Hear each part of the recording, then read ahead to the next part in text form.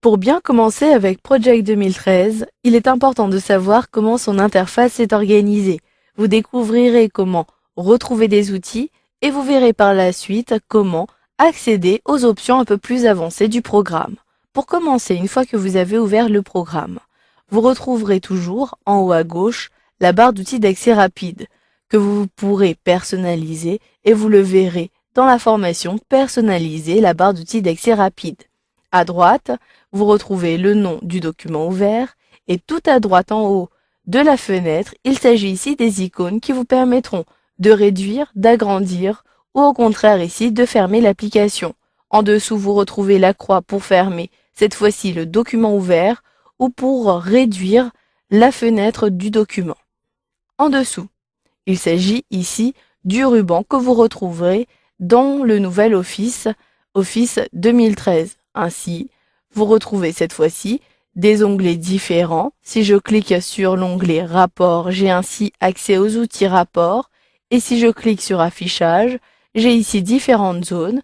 La zone Affichage des tâches qui regroupe les outils de l'affichage de toutes mes tâches. Je pourrais depuis le menu déroulant par exemple retrouver d'autres types d'affichage. Et si je souhaite revenir à l'onglet Tâches, je clique à nouveau sur Tâches. Par contre, attention, lorsque vous redimensionnez la fenêtre de Project, vous pouvez masquer certains outils. Par exemple, ici, si je positionne mon curseur, je clique, je maintiens le clic et je réduis la taille. Vous le voyez, j'ai ainsi à la place des outils des regroupements. J'ai le regroupement Tâches. Je clique alors sur le menu déroulant pour faire apparaître les outils qui étaient à l'origine dans cette zone-ci. Si je redimensionne pour agrandir cette fois-ci, je retrouve bien tous les outils dans la zone des tâches. Ensuite, en dessous, il s'agit ici de l'affichage de votre document. Pour l'instant, je suis par défaut sur la vue diagramme de Gantt que vous pouvez retrouver dans cette zone-ci. En cliquant toujours sur cette icône, vous retrouverez la vue diagramme de Gantt qui se décompose en deux parties. Un volet de gauche qui me permet d'avoir le tableau des tâches, avec ici les tâches analyser le produit, etc. Et à droite, j'ai ici le volet, cette fois-ci, du diagramme. Je retrouverai les barres pour chacune de mes tâches. Vous pouvez redimensionner ce volet en positionnant votre curseur ici sur la délimitation. Cliquez, maintenez le clic et déplacez comme cela vers la gauche ou vers la droite, puis relâchez le clic.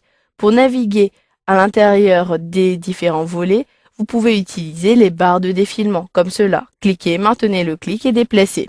Vous avez à la fois des barres latérales ici à droite pour naviguer de haut en bas et également ici en bas, cette fois-ci pour naviguer de gauche à droite, pour naviguer dans la chronologie. En dessous de ces barres de défilement, il s'agit de la barre d'état que vous retrouvez dans le nouvel Office. Vous retrouvez des indications concernant le mode. J'ai ici des précisions pour créer de nouvelles tâches. À droite, il s'agit des différentes vues que je peux avoir sur Project. Si je souhaite afficher mon tableau des ressources, je clique ici. Si je souhaite retrouver le diagramme de Gantt, je clique sur la première icône. Vous apprendrez à utiliser les zooms dans la formation Utiliser les zooms.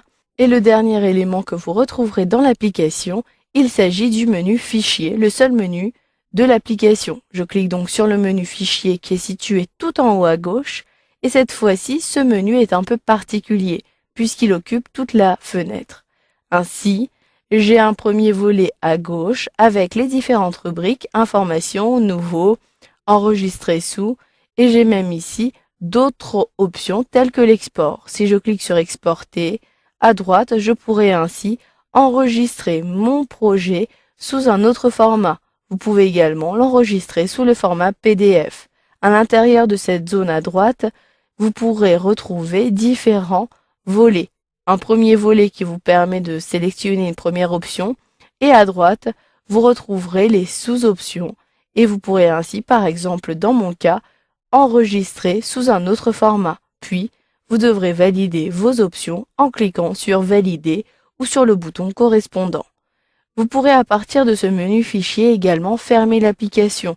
À la place de sélectionner la croix, il vous suffira de sélectionner Fermer. Si vous souhaitez accéder aux options un peu plus avancées de l'application, cliquez cette fois-ci sur les options et vous le voyez cette fois-ci, mon menu Fichier s'est fermé. Par contre, j'accède aux options un peu plus avancées de Project dans une nouvelle fenêtre. Vous pouvez à tout moment déplacer cette fenêtre en effectuant un glisser-déplacer et celle-ci est organisée comme le menu fichier avec un volet de gauche qui ressemble à un sommaire. Si je clique sur échéancier, à droite, je retrouverai toutes les options dédiées au planning. Si j'utilise la barre de défilement, je peux ainsi consulter toutes les options, modifier les options que vous souhaitez, puis cliquez sur OK pour valider. Vous le voyez, il est très simple de naviguer dans l'interface de Project afin de retrouver tous les outils de l'application et vous avez même vu dans cette formation comment utiliser le menu fichier afin de retrouver par exemple les options un peu plus avancées de l'application.